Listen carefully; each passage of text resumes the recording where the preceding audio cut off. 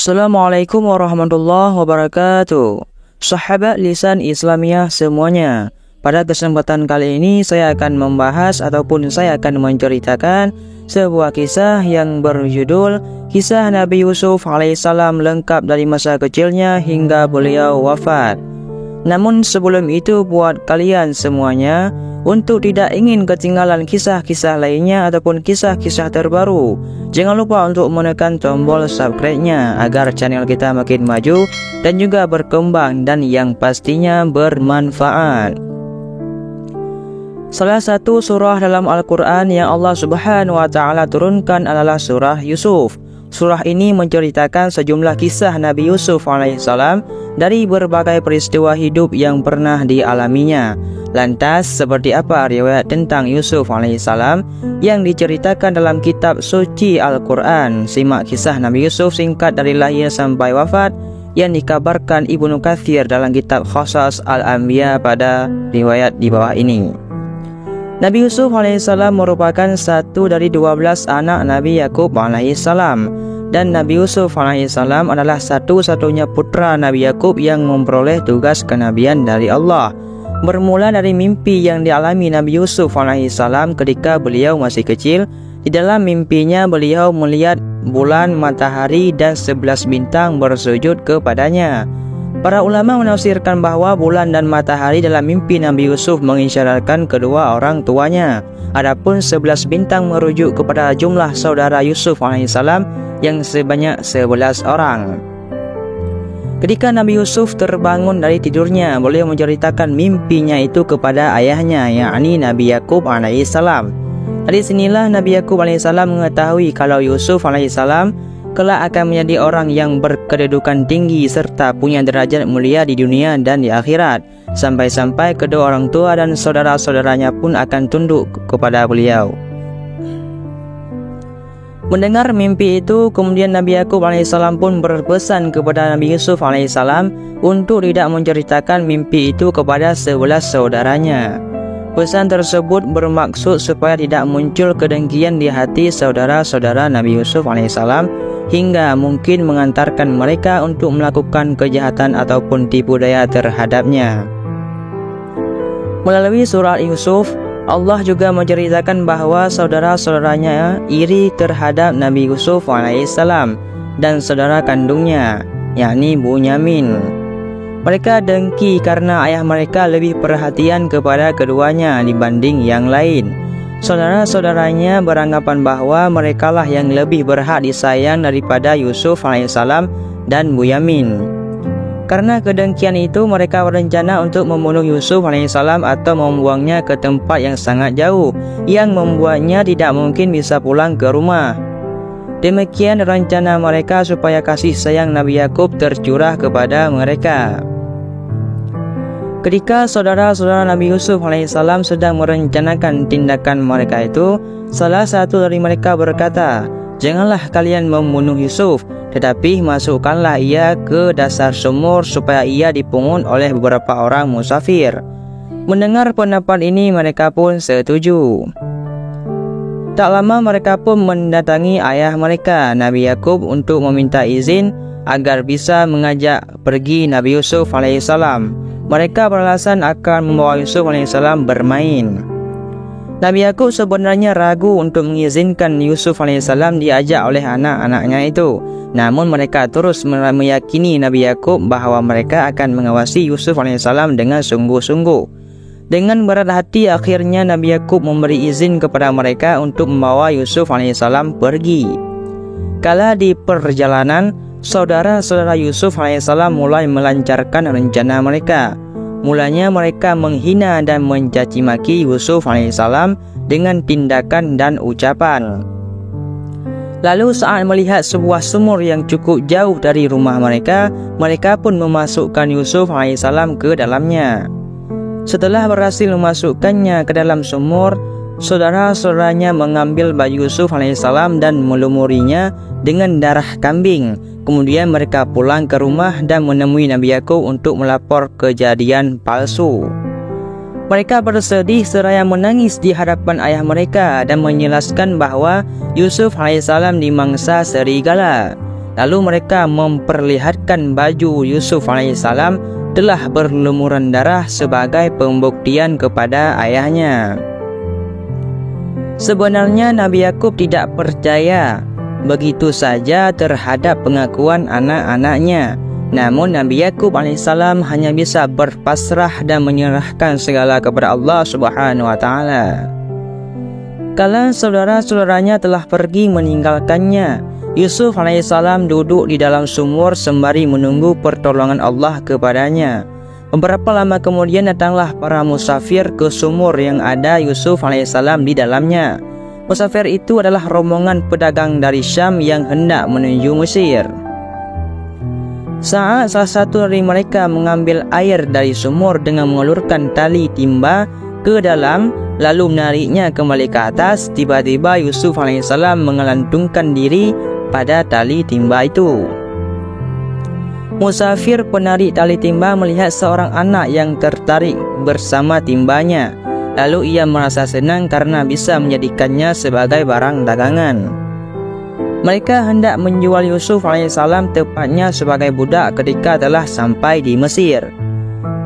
Tiba di tempat tujuan, para musafir menjual Yusuf alaihissalam dengan harga yang murah kepada sepasang suami istri.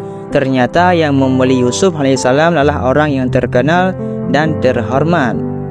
Dikatakan ia adalah seorang menteri dengan jabatan tinggi, yakni suaminya dikenal dengan sebutan Al-Aziz, sementara istrinya dikenal dengan nama Zulaikha. Setelah dibeli oleh sepasang suami istri, Yusuf alaihissalam tinggal di rumah mereka dan menjadi hamba sahaya yang melayani mereka hingga usianya dewasa dan ketampanannya bersinar. Yusuf alaihissalam tetap melayani tuan penjabat beserta istrinya tersebut. Pada suatu waktu, istri dari tuannya Yusuf alaihissalam merayu dan mengajak Yusuf untuk melakukan perbuatan yang tak pantas. Padahal istri tuannya adalah wanita cantik, kaya, masih muda dan berkedudukan tinggi. Diceritakan, wanita itu menutup pintu kamar yang di dalamnya hanya ada dirinya dan Yusuf alaihissalam. Ia tertarik dan terus menggoda Yusuf alaihissalam lantaran penampilan dan ketampanannya yang menawan. Dalam kondisi ini, Yusuf alaihissalam memohon perlindungan Allah Subhanahu wa taala dan coba menghindar serta pergi dari kamar itu. Yusuf alaihissalam kemudian lari menuju pintu untuk menjauh, dan istri tuannya mengejarnya sambil menarik baju Yusuf alaihissalam dari belakang hingga robek. Di saat yang sama, Al-Aziz yang merupakan tuannya Yusuf alaihissalam tiba-tiba muncul dan memergoki mereka berdua. Istri tuannya kemudian menuduh Yusuf alaihissalam telah menggoda dirinya dan mengaku sebagai korban. Istri tuannya terus membela diri dan menuduh Yusuf alaihissalam. Namun Yusuf alaihissalam berkata dirinya tak melakukan hal demikian. Beliau menjelaskan yang sebenarnya menggoda adalah istri Al-Aziz tersebut. Al-Aziz pun bingung dalam menengahinya. Kemudian ada seorang yang berpendapat jika baju gamisnya, yaitu bajunya Yusuf, koyak di depan, wanita itu benar dan Yusuf termasuk orang-orang yang dusta. Maksudnya Yusuf alaihissalam yang coba merayu wanita itu, lalu wanita itu mendorong Yusuf sehingga baju bagian depannya robek. Orang itu kembali mengatakan, akan tetapi jika bajunya Yusuf alaihissalam koyak di belakang, wanita itulah yang dusta dan Yusuf termasuk orang-orang yang benar. Maksudnya Yusuf alaihissalam berusaha melarikan diri dari godaan wanita itu. Karenanya wanita itu mengejar dan menarik baju Yusuf alaihissalam dari belakang hingga sobek. Mendengar demikian, tuannya kemudian melihat bahwa baju belakang Yusuf alaihissalam yang robek. Kemudian Al-Aziz menegur istrinya dan berkata kepada Yusuf alaihissalam untuk tidak menceritakan peristiwa tersebut kepada siapapun. Setelah kejadian itu, istri tuannya yakni Zulaikha memanggil teman-temannya ke rumahnya. Ia ingin menunjukkan ketampanan Yusuf alaihissalam yang membuatnya tertarik dan ingin menggoda. Melihat paras rupawan Yusuf alaihissalam, teman-teman Zulaikha pun berdenganga hingga tak sadar membuat mereka mengiris jari-jari tangannya sendiri. Mendengar Sebelumnya antara Zulaikha dan Yusuf alaihissalam, teman-temannya itu pun menyebarluaskan khabar tersebut hingga membuat heboh sekitar. Melihat kenyataan tersebut, Al-Aziz dan Zulaikha sepakat untuk memenjarakan Yusuf alaihissalam agar muncul opini bahawa Yusuflah yang menggoda isteri tuannya. Lalu masuklah Yusuf alaihissalam ke dalam penjara. Di sana beliau hanya bisa bersabar dan memohon pertolongan Allah Subhanahu wa taala. Para ulama berbeda pendapat terkait jangka waktu di penjaranya Yusuf alaihissalam.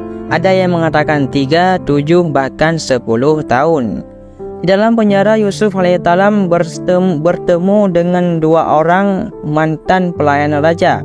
Keduanya kagum dengan kecerdasan ucapan dan perbuatan yang dimiliki Yusuf alaihissalam. Ketika kedua orang itu bermimpi, mereka meminta Yusuf alaihissalam untuk menakwilkan mimpi mereka.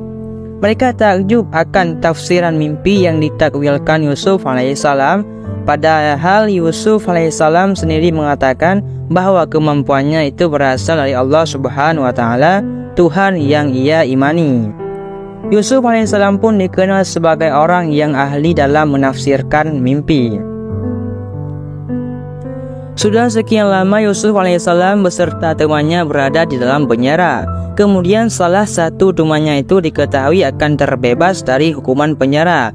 Lalu Yusuf alaihissalam berkata kepada temannya yang selamat untuk menceritakan tentang dirinya kepada tuannya itu, alias raja.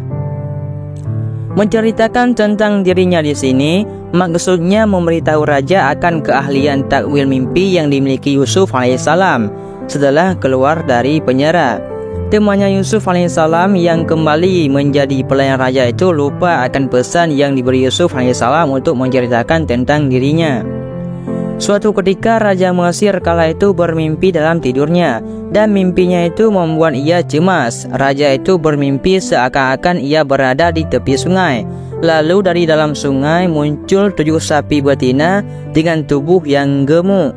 Ketujuh sapi betina itu merasa senang berada di padang rumput yang subur. Setelah muncul 7 sapi yang gemuk, dalam mimpi raja muncul kembali 7 sapi bertubuh lemah dan kurus.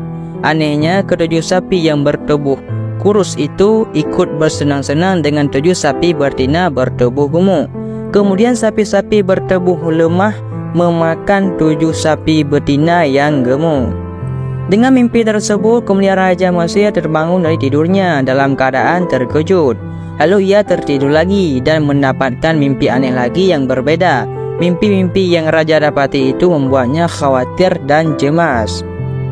Raja pun menceritakan mimpi yang diperolehnya itu kepada para pembesar kerajaan dan kaumnya. Tapi tak ada satupun dari mereka yang bisa mentakwilkan mimpi sang raja. Dalam situasi tersebut, pelayan raja yang pernah dipenjara bersama Yusuf mengingat bahwa Yusuf alaihissalam mahir dan pandai menafsirkan mimpi. Kemudian ia berkata kepada sang raja dan kaumnya, "Aku akan memberitakan kepada kalian tentang orang yang pandai, yaitu yang bisa mentakwilkan mimpi itu. Maka utuslah aku kepadanya." Raja pun membolehkan dan mengutus si pelayan untuk menemui Yusuf alaihissalam di penjara. Setelah itu Yusuf alaihissalam pun dibawa menemui sang raja. Raja Mesir lalu menceritakan mimpinya tentang 7 sapi gemuk dan 7 sapi lemah kepada Yusuf alaihissalam. Di hadapan raja, Yusuf alaihissalam pun mentakwilkan bahwa akan datang musim subur dan makmur selama 7 tahun. Setelah itu datanglah musim penceklik yang penuh kesulitan selama 7 tahun pula. Selain mentafsirkan mimpi raja, Yusuf alaihissalam juga memberikan solusi terbaik bagi mereka untuk mengatasi krisis yang akan terjadi. Beliau memberikan gambaran jelas kepada mereka tentang kondisi yang terjadi ketika datang tahun-tahun dipenuhi dengan kemakmuran dan tahun-tahun yang diwarnai kekeringan ataupun penceklik.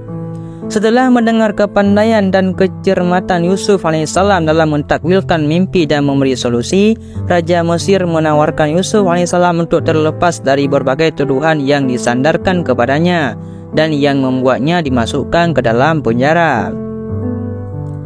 Nabi Yusuf alaihissalam menolak dan meminta raja untuk mengkonfirmasi kebenaran dari tuduhan tersebut lebih dahulu kepada tuan dan istrinya, tuannya yang terdahulu. yakni Al-Aziz dan Zulaikha. Setelah raja mengkonfirmasi kepada mereka, didapati bahawa tuduhan tersebut adalah palsu dan Yusuf AS tidaklah bersalah. Yusuf AS tidak pernah menggoda maupun merayu Zulaikha, melainkan beliau adalah orang yang baik lagi terpuji. Setelah jelas tidak bersalah, Raja Mesir kala itu membebaskan Yusuf AS dari penjara dan membersihkan nama baiknya yang tercoreng akibat tuduhan palsu. Setelah bebas dari penjara, Raja Mesir berkata kepada Yusuf AS, "Sesungguhnya kamu mulai hari ini menjadi orang yang berkedudukan tinggi dan dipercayai di sisi kami." Yusuf AS pun berkata kepada raja, "Jadikan aku bendaharawan negara Mesir. Sesungguhnya aku adalah orang yang pandai menjaga dan berpengetahuan." Raja pun memberikan kekuasaan tersebut kepada Yusuf AS dan percaya bahawa ia akan menjaga amanah yang dibebankan kepadanya. Setelah menjadi orang yang berkedudukan tinggi, Yusuf AS pun menikah dengan Zulaikha karena tuan terdahulunya itu meninggal dunia, dan Zulaikha telah kembali menjadi wanita yang bermartabat. Dikatakan bahawa Zulaikha juga masih saudara dengan Raja Mesir.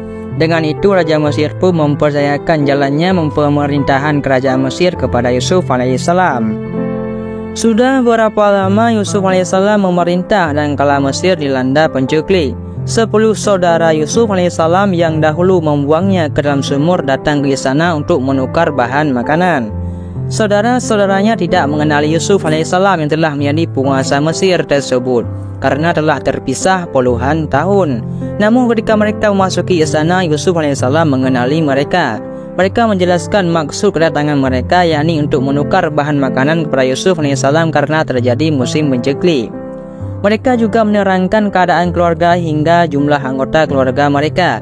Yusuf AS pun memberikan bahan makanan kepada mereka. Nabi Yusuf AS menyadari bahawa saudara kandungnya Bunyamin tidak datang bersama mereka. Kemudian Nabi Yusuf AS meminta mereka untuk kembali ke istana dengan membawa satu saudaranya yang tidak ikut kala itu. Kembalilah saudara-saudara Yusuf AS ke kampung halaman dan menceritakan kepada ayah mereka, yaitu Nabi Yakub, bahawa penguasa Mesir ingin bertemu dengan saudara mereka, yakni Bunyamin. Mereka juga menyadari bahawa penguasa Mesir tersebut memberi jatah makanan kepada mereka dan bukan barter bahan makanan yang telah mereka tawarkan. Sehingga mereka berkata kepada Nabi Yakub untuk mengizinkan Bunyamin ikut ke istana kerajaan supaya bisa mendapatkan jatah makanan lagi. Dengan segala penjelasan dan janji teguh yang dibuat anak-anak Nabi Yakub terhadapnya, kemudian Yakub AS mengizinkan anak-anaknya untuk membawa Bunyamin kepada penguasa Mesir kala itu, yakni Nabi Yusuf AS. Dibawalah Bunyamin untuk bertemu Nabi Yusuf. Saudara-saudaranya yang lain pun membawa barang-barang yang akan ditukar dengan bahan makanan. Setelah mereka sampai di istana untuk berdiskusi terkait penukaran barang, Yusuf AS bertemu dengan Bunyamin lalu ia mengungkapkan identitas aslinya. Penguasa Mesir tiba-tiba mengungkapkan bahawa dirinya adalah Yusuf AS. Saudara-saudara Yusuf AS keheranan, tapi Yusuf AS menegaskan, "Akulah Yusuf dan ini saudaraku Bunyamin." Setelah mengetahui bahawa penguasa Mesir adalah Yusuf AS, lalu Yusuf AS memerintahkan kepada saudara-saudaranya untuk membawa baju yang kala itu beliau pakai kepada ayahnya, Nabi Yakub. Yusuf AS pun juga memerintah agar sang ayah, Nabi Yakub beserta keluarganya yang lain untuk dibawa ke Mesir supaya bisa bertemu dengannya. Demikian Nabi Yakub bersama keluarganya datang ke Mesir untuk menemui dan berkumpul kembali dengan Yusuf AS setelah puluhan tahun berpisah. Ada ulama yang mengatakan bahawa Yusuf AS dan Nabi Yakub terpisah selama 35 tahun. Ada juga yang menyebutkan 83 tahun. Setelah Nabi Yusuf AS menyadari bahawa nikmat yang diberikan Allah Subhanahu wa taala kepadanya telah sempurna, yakni menjadi nabi, dengan dirinya yang telah berkumpul lagi dengan keluarganya serta menjadi penguasa Mesir, beliau juga sadar bahawa kehidupannya di dunia adalah fana. Maka dari itu Nabi Yusuf AS memohon kepada Allah Subhanahu wa taala agar diwafatkan dalam keadaan memeluk Islam dan berharap kelak dipertemukan dengan hamba-hambanya yang soleh.